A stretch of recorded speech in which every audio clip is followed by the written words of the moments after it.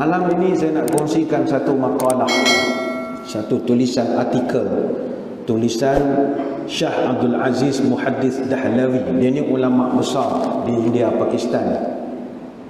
Sebab saya kira tuan-tuan puan-puan bakal tetamu Allah ni dah puas dah pergi kursus haji. Malam ni kita cerita nasihat-nasihat daripada para ulama. Shah Abdul Aziz Dahlawi ni ulama besar. Dia anak kepada Qutbuddin Ahmad Ibn Abdul Rahim, ataupun lebih kenal panggil Shah Waliullah. Shah Abdul Aziz ni dia banyak mengarang kitab. Kitab-kitabnya terkenal: Bustanul Muhaddisin, Mizanul Balaghah, Mizanul Kalam, Sirul Jalil fil Mas'alati Tafsir, Sirul Syahadataini fi Syahadatil Husanain. Yang paling terkenal Fathul Aziz, kitab tafsir. Dia memberi satu nasihat yang baik kepada orang yang akan berangkat pergi ke Mekah ni. Kata dia, nombor satu, janganlah kita berlengah untuk mengerjakan haji. Jangan berlengah-lengah. Baik, itu ada satu hadis, kata Ibnu Abbas radhiyallahu anhu, dia pernah dengar Nabi berpesan, man aradal hajj falyata'ajjal. Siapa-siapa yang dah terasa nak berangkat pergi haji, jangan tangguh-tangguh. Hadis riwayat Abu Daud. Katalah tuan-tuan malam ni duduk majlis ni, tengok meraihkan bakal-bakal haji tetamu Allah. Oh, seronoknya dia nak pergi ke Mekah ya. Aku pergi umrah pun dah seronok ni pula haji. Sedap. Haji lebih sedap daripada umrah. Haji ni dia ada keindahan sendiri yang kita tak dapat nak gambarkan dengan kata-kata. Umrah tu sedap dah, tapi umrah ni kehidupan kita di Mekah je, di Masjidil Haram, tawaf, sa'i, tawaf, sa'i. Adalah ziarah-ziarah pergi jabal-jabal itu, jabal ini, itu tak masuk dalam umrah. Haji ni dia ada syok, sebab kita pergi ke satu lokasi yang lain, duduk pula beramai-ramai berjuta manusia dengan perangai yang macam-macam. Dia ada keindahan dia. Dalam susah tu ada seronok dan kenangan-kenangan manis dia. Tiba tuan-tuan rasa semangat, oh aku nak pergi Mekah lah tahun depan, semangat pula dah. Maka Nabi pesan, fal yata'ajjal, bersegeralah, usahakan. Sementara BMI masih okey, obesity pun belum lagi, benda tu gula dalam darah pun okey lagi, ikhtiarkan. Mungkin dapat panggilan kedua, mungkin dapat panggilan ketiga, sebab ramai orang Malaysia ni obesity memang tak lepas lah. Dapat panggilan kedua, panggilan ketiga, ini rezeki. Baik, itu kata Imam Al-Ghazali, dalam pergi buat haji ni, manusia terbagi pada 4 jenis manusia. Pertama, ada manusia yang mampu buat haji beberapa kali. Banyak kali dia boleh pergi haji. Siapakah golongan yang memang banyak kali boleh pergi haji? Orang kerja tabung haji, muka dia setiap tahun pergi haji. Tapi ini rezeki. Janganlah kita berdengki dengan dia. Dan dia bukannya seronok sangat duduk di sana lama. Kita 45 hari pun rasa lama, dia kat 60 hari. Tinggal isteri 60 hari. Tuan-tuan bayangkanlah, itu kalau dah 60 hari, pegang dinding dah tak rata lagi dah. Bayangkanlah 60 hari. Kita 45 hari pun dah rasa lama sangat. Ini pengorbanan. Siapa lagi orang boleh pergi haji tiap-tiap tahun? Menteri agama tiap-tiap tahun pergi haji. Tak menteri, timbalan menteri.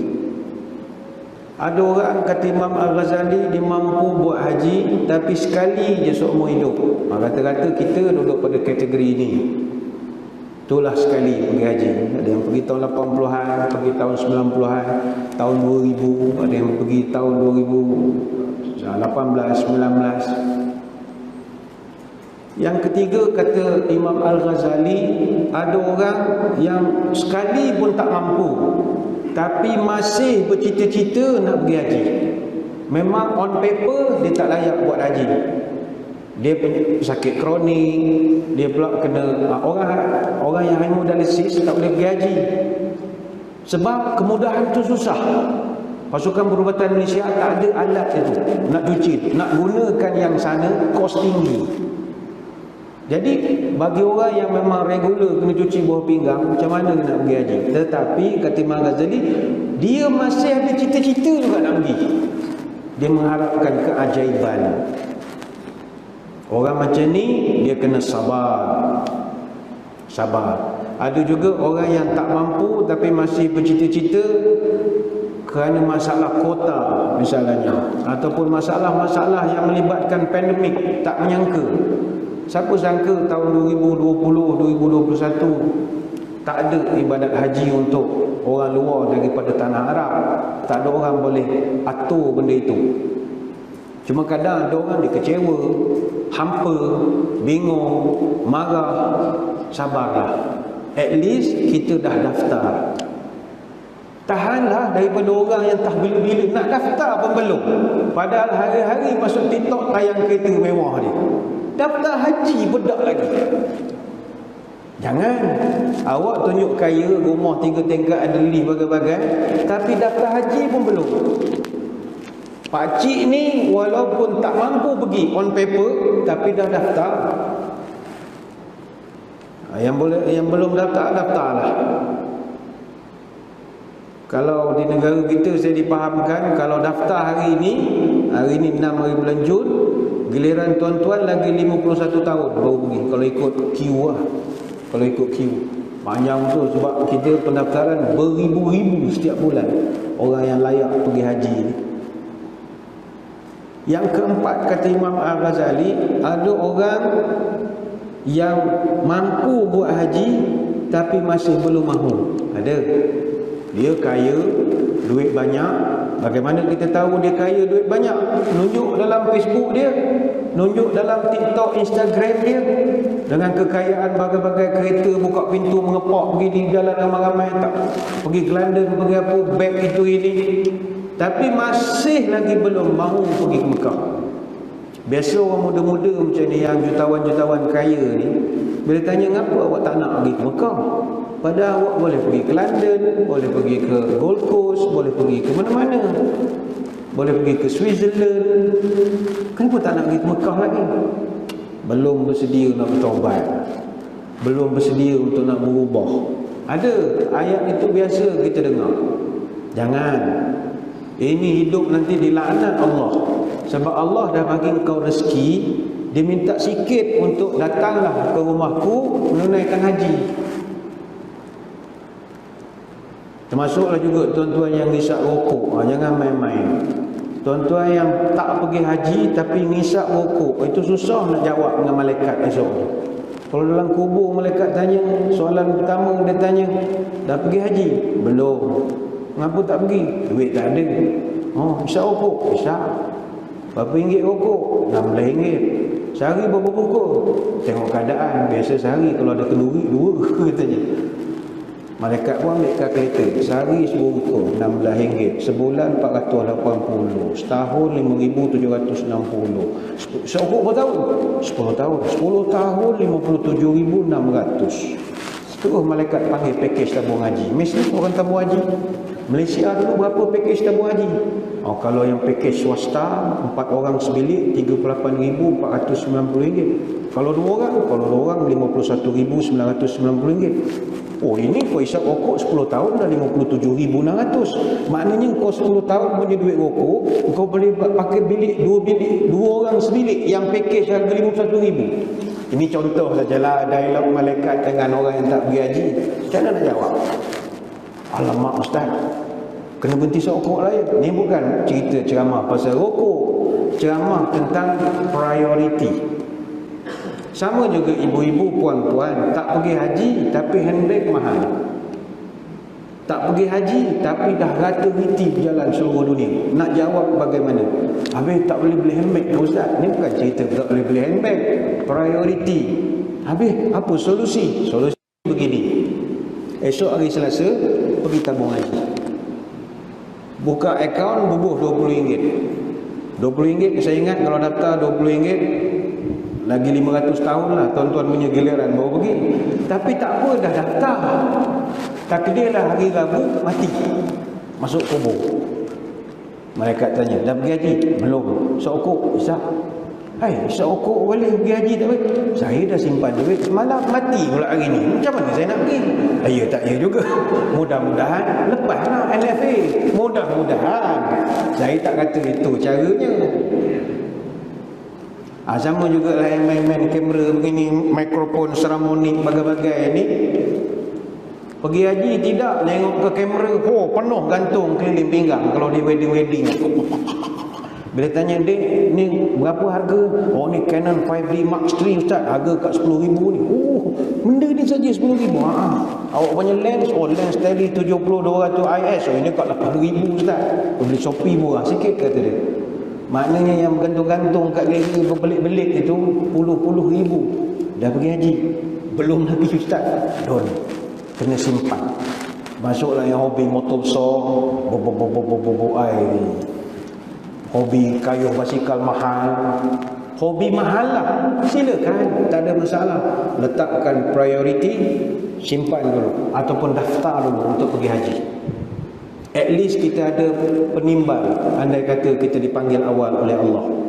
Ingat, orang yang tidak pernah pergi haji, dia akan menyesal ketika kematian dia. Man kana lahu malun yablughuhu hajju baiti rabbih aw tujba alaihi diyatu zakat falam yaf'al sa'ala raj'ata 'indal mauti. Kata Ibnu Abbas, Nabi pernah sebut, siapa-siapa yang Allah beri dia rezeki yang membolehkan dia mampu pergi haji dan mampu bayar zakat, tapi dia enggan, maka dia akan dilanda penyesalan luar biasa ketika dia nak mati nanti. Tepuk dahi dia, kenapalah bodohnya aku tak simpan duit. Dia akan menyesal. Dan dalam satu hadis yang lain, Nabi pernah sebut, orang yang tidak mau pergi haji, duitnya itu akan habis pada benda lain. Ma min 'abdin wala ummatin yadha'u bi nafaqatin fima yardallah illa anfaqa adhafuha fima yusallitullah. Ma min 'abdin yadu hajja li hajati min hawaiji dunya ila ra'yul muhallikin qabla an tuqda tilkal hajat, yakni hujjatul Islam. Siapa-siapa yang telah pun diberi rezeki untuk pergi haji, mana duitnya mampu untuk, kalau tak tabung haji pun boleh pakai package lah, 120,000 misalnya. Memang dia jutawan, bisnes usahawan jutawan, dia mampu, tapi dia tidak pergi menunaikan haji dan disibuk kepada urusan lain, nak menyelesaikan pembinaan bangunan rumah ke apa ke. Maka kata Nabi, hajatnya itu takkan dapat ditunaikan illa ra'yul muhalliqina qabla an tuqda tilkal hajat. Sampai orang dah balik pada haji pun kerja dia tak selesai lagi, kerjanya tak akan selesai. Daftarlah haji, takkan miskin orang yang pergi buat haji. Kata Jabir radhiyallahu anhu, Nabi pernah sebut pada dia, wahai Jabir, pergi haji, jangan takut miskin. Maftaqara, kata Nabi, takkan jadi fakir miskin kalau kau pergi haji. Ini jaminan yang diberikan oleh Nabi SAW. Ini hadis riwayat Tabrani. Kita tak nafi belanja pergi Mekah memang tinggi, tapi pergi Switzerland lagi tinggi, Euro tinggi. Haji memang tinggi, sebab jangankan haji, umrah pun sekarang mahal, apatah lagi haji. Kalau kita tengok package umrah, kalau yang syarikat-syarikat umrah buat umrah cuti sekolah, macam ni cuti sekolah, lain harganya. Kalau umrah Ramadan, itu beza-beza. Sambut Ramadan harga lain, awal Ramadan harga lain, akhir Ramadan itu lagi harga lain. Starting from 8,000 boleh cecah sampai 23, 24, 25,000 satu orang. Memang belanja besar, tapi don't worry, Allah ganti. Maftaqara, kata Nabi, takkan fakir miskin. Tuan-tuan pernah dengar orang balik haji jadi asnaf? Tak pernah. Walaupun duitnya habis puluh ribu, duduk sana bukan sekejap, sebulan lebih, takkan miskin, kata Nabi. Jadi ini pesanan dia yang pertama, naklah kita segerakan. Ada keterujaan. Walaupun adik-adik muda-muda, pergi je lah buka akaun tabung haji, buka, pasang niat, orang kata ya. Yang kedua, bila nak berangkat nanti, niatlah untuk nak mencari dua perkara je, redha, keampunan Allah, cukup. Title haji hajah itu complementary, tidak salah untuk digunakan. Ada orang kadang sindir, Ustaz, kenapa ada orang guna title haji? Kalau nak guna, tulislah semua. Katalah nama dia Haji Sulaiman. Tulis semua rukun Islam. Syahadah, semayang, puasa, zakat, Haji Sulaiman.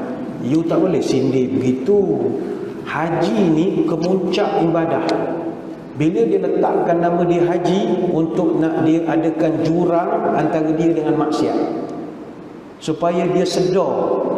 Katalah dia kaki karaoke, pergi rumah pengerit kahwin, tengok bila orang nyanyi, kaki menggelitik ni, makan nasi kaki goyang. Allah, masya-Allah, lagu 60-an. Tiba orang nampak kita, silakan Haji Sulaiman nyampaikan lagu. Orang tahu kita kaki menyanyi. Tapi bila disebut Haji Sulaiman tu cancel lah. Kita tak jadi, tak akan panggil aku Haji. Haji ni dia menjadikan kita berfikir banyak kali lah nak buat kerja tak sunat. Itu tujuannya. Jadi tak perlu petikai. Kalau orang, kenapa nama nak tahu Haji? Nabi tak letak pun nama dia Haji Muhammad. Kau jangan bandingkan begitu. Haji Abu Bakar, Haji Omar, Haji Osman memanglah tak ada. Haji Osman batu 13 ada lah. Haji Osman bin Affan tak ada. Sebab itu haji ni dalam konteks kita, dia adalah kemuncak ibadah. Jadi title complementary. Orang panggil kita, at least kita nak jaga perangai kita. Tapi objektif utama buat haji ni, kata beliau, mesti niat cari redha Allah dan keampunan daripada Allah. Sebab itu orang yang pergi ke Mekah buat haji, didiklah hati kita jadi tawaduk, rendah diri, rasa kehambaan kepada Allah. Buangkan PTD kita, buangkan datuk kita, buangkan Tan Sri ke apa yang kita baru dapat pagi tadi ke apa ke, buangkan semua. Pergi sana, kain je dolai, buang semua. Saya pernah menengok semasa di Mina pergaduhan antara jemaah dengan orang tabung haji. Jemaah tu agaknya marah, bas terlampau lambat. Dia nak keluar daripada Mina segera. Kalau tidak, dia kena duduk lebih pada orang lain. Dia kena kejar sebelum hari yang keempat. Jadi dia punya marah, saya PTD tau. Ni apa hal Mina menyebut-nyebut PTD ni? Orang lain ada juga yang jurutera ada semua. Dia nak marah punya pasal. Sabar. Sabar itu subur. Enggak sabar masuk kubur nanti. Banyak nak diterangkan, tapi saya ingat kita beri laluan dulu kepada azan Isyak. Jadi tuan-tuan semua jangan ke mana-mana. Kita kembali lagi selepas ini.